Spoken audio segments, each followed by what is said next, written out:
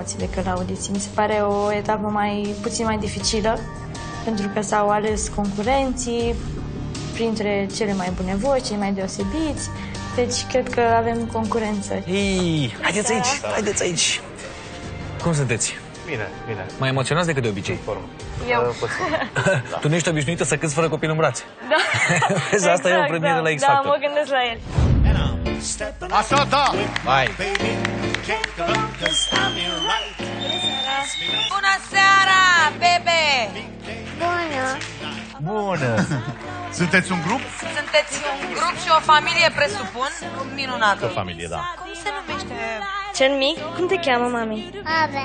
You're really swell, I have to admit you. These are expressions that really fit you. And so I rack my brain hoping to explain all the things that you do to me. By me, it's the shame.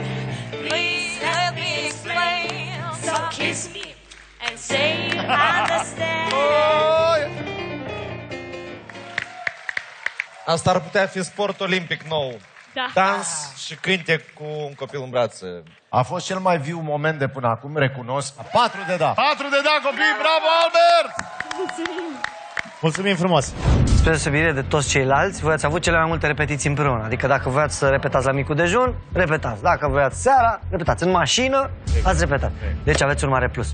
Putem spune că e un avantaj că ne cunoaștem și cu bune și cu rele și cu... Nu suntem un grup făcut ad hoc și am cântat, cântăm împreună și știm fiecare ce-l pune în valoare și încercăm să ne punem în valoare unul pe altul. Doamnelor și domnilor, Călin și Elis.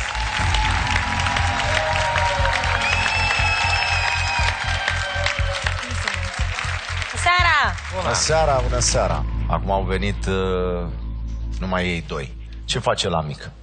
Bine este cu bunicii. Știe că...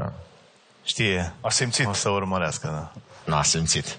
Mor de curiozitate ce ați pregătit. Endless Love. Endless Love. Endless Love. Succes! Mulțumim.